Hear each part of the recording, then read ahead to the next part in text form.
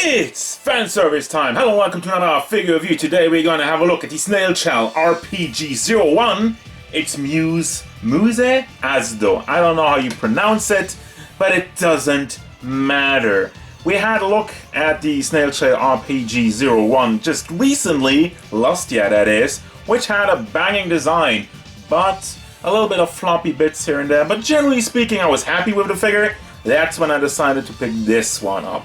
Now, from the screenshot and whatnot, this one looks a lot more solid in the floppy bits department, but it continues the tradition of making big Boba fan servicey characters, and I'm all in for that. This time, we're getting a hot non-design. So let's get it out of the packaging and review this one. But before you continue, please remember to like, subscribe, and comment who's your favorite RPG. Are you rooting for the nun, the succubus, or the upcoming zombie girl? Which I also have on pre-order.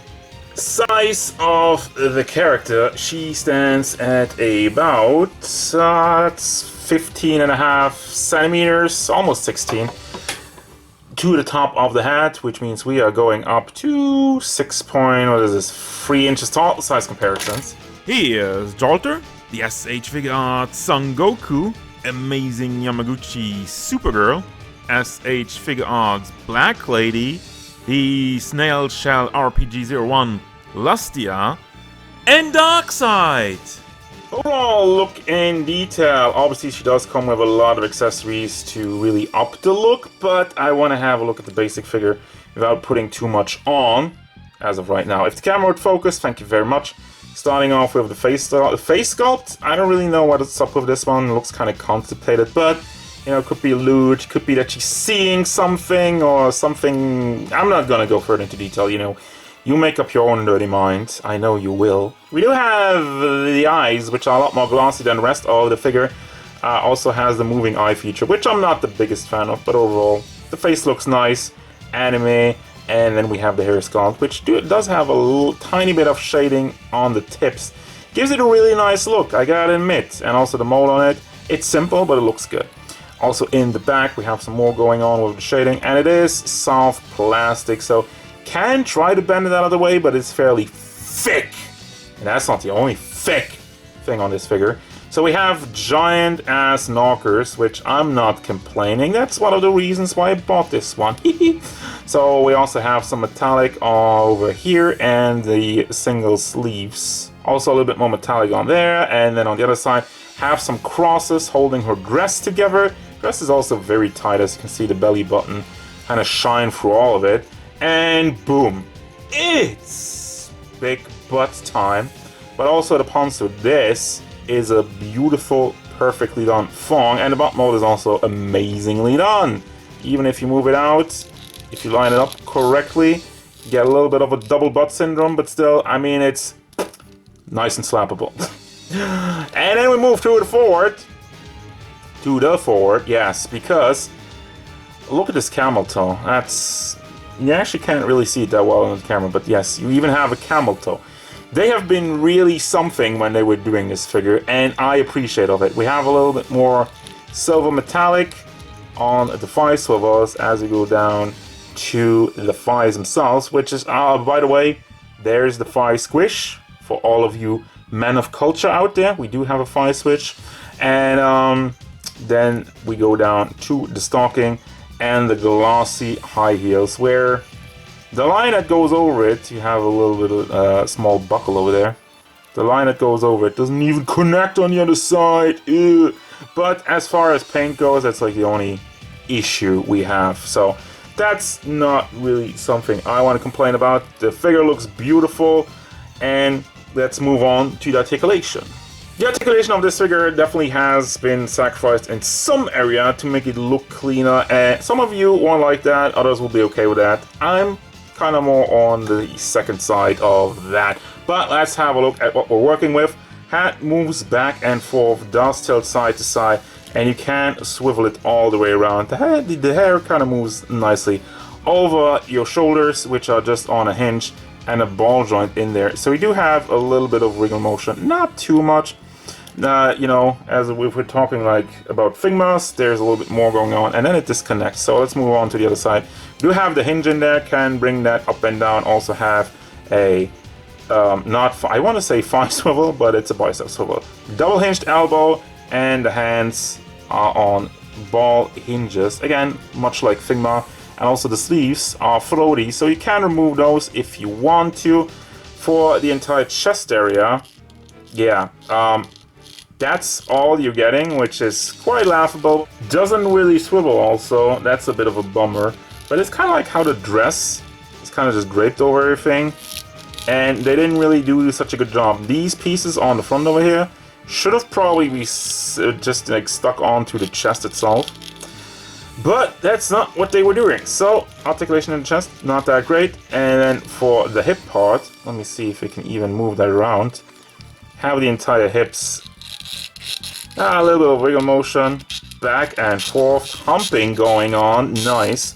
And for your legs, moves forward, out to the side, not really to the back. The butt mold is too strong. Can also swivel this around. I mean, you're certainly now seeing some of the insides that are going on over there. You have two ball joints, so you can move the entire joint in there a little bit. That helps with the hip department. But anyway, so we can bring this around. You do have thigh swivels over here, and then the double hinged knees leaves a little bit of a gap, but that's fine. And then you have a big ball hinge for the shoe, so you can bring that up and down. And let's see if I can rotate it.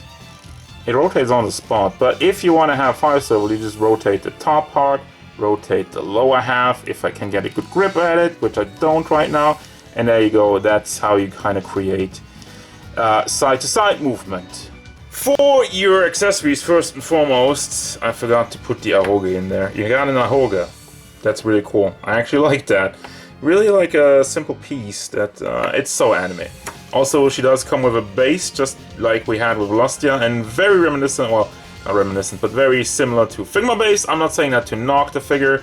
I like it. You do have a small hole in the back.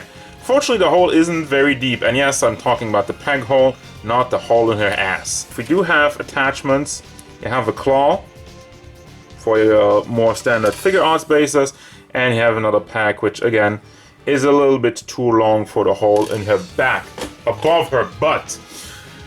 Now, we do have this thing which we can use to move the eyes around, and I feel a sneeze coming, so my nose is itchy. This is an added piece, added bonus piece, so you can put that on the figure. It's nicely molded. Also, I love the shiny metallic on the sides. And then we have a belt accessory, which you can use to hold on to the book. Also has some metallic, nice brown, and very, very, very clean paint job. We have the books. We have an open book. There you have the peg hole. And again, the paint job on here is lovely. The metallic, shiny. There's some knot writing on there. You know, nothing specific. But it's cool. It's cool that there's something in there. And then we also have the closed book. It's the same book, but it's closed. And we also have two of these. I don't really know. There's no mention in the instructions, so I don't really know what to do with it. The only thing I did figure out is that you could potentially cover up the book holes with it, and that's all I can really think of. But once again, let me try this out real quick. So I guess it's not such a cool idea on the open book, but this is supposed to go in here. Let me try it without breaking anything. It's a tight fit, but yeah, that would hold on to the belt. And then we have the veil, which has the smallest, very smallest pack in existence. This is supposed to go where the ahoge is right now. I'm wondering if it's gonna hold on, but we're gonna try that out in just a second. It's just a black veil, has a little bit of silver in the front. It looks good. It looks good. So then we have the closed eyes, and right off the bat, I'm a little disappointed that we didn't get any more faces. Then we have one set of holy hands and another set of book holding hands, which do have the packs in there, and I like that. I am a big fan of putting the pack on the hand, so you don't have any issues with the books. And then we have hands. We have praying hands, but instead of putting them together, they made two single. 1, two single hands, and it looks like that. So, I mean, it works, but why not combine these two as well? Finally, we do have the scepter. And the scepter looks amazing. Very shiny, different layers of like silver going into a little bit more of a gold. Then completely see-through in the middle, and then we go to the big cross symbol with the white, silver, and a tiny touch of gold in the middle. That is one of the most impressive pieces, but why oh why is it see-through in the middle? I am terrified of see-through plastic because it's often very easy to break. Let's hope that doesn't happen here. Oh, and for the record, somebody is gonna ask me, I'm pretty sure, if you can remove everything. And the answer is yes. You just take the chest piece off. They have the packs where the nipple for the boobs would be. So we have some holes in the boobs. I don't know if I'm allowed to show that. Let's rather not get in trouble. But this is all soft plastic. It is not connected anywhere. So if you heat this up, you can, pretty sure you can slide it off. And then you get something like this, for example. And after you put everything together, this is the final look. Now, I think this looks phenomenal, but there's a couple of problems. First and foremost, the veil. It doesn't really hold on to it. It doesn't have a tight connection. You slide it over and it sits on there and you can push on it and it's fine, but as soon as you move it around and you push it, there it goes off. You made the dress soft plastic, you made the belt soft plastic, you made even the hair soft plastic, which is all fine and dandy. Why, oh why, didn't you make this entire collar piece soft plastic? Because as you can tell over here, as I took this off, played around a little bit with the figure and reassembled it, it bent and we have a crack now. I almost broke off, I heated it up, slowly, carefully tried to put it back into position, but still, I have a tear there now and it might break off and it doesn't look great. So, why did you do that?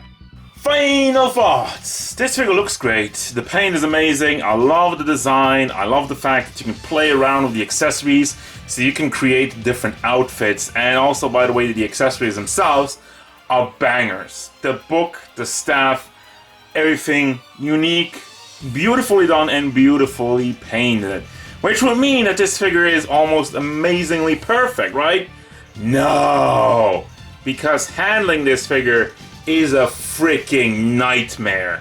So trying to put this figure into some pose, even putting this figure together just to put it on my spinny thing at the end here, I had the hand popping off, the veil doesn't stay on, the base doesn't stay on because they didn't make the hole deep enough, and then the belt's all kind of floppy. And it's a real freaking mess, and just, it doesn't break off, so I give him that, but it's just not fun at all to handle this figure. So, and I feel like I had the same problem with Lustia. So, really, Snail Shell, the one thing you guys need to do is tighten up your figures, your joints, and your connections. That's it. This figure would be perfect, and I would love it, and I would give it 10 out of 10, 1 million, best figure ever, but unfortunately, as it is, handling this figure is not fun. That doesn't mean it's a bad figure, it's just kind of one of these situations where I want to put her in a pose and never touch her again, which isn't that great for an articulated figure, but still, I'm gonna recommend it. That's gonna do it, guys, as usual. Thank you very much for watching. Don't forget, if you enjoyed this review, hit it up with a like, and subscribe to the channel so you can stay tuned for more figure reviews, card game stuff, and whatever Muse Asdo wants. Or Muse Asdo? I don't freaking know. The sexy nun wants.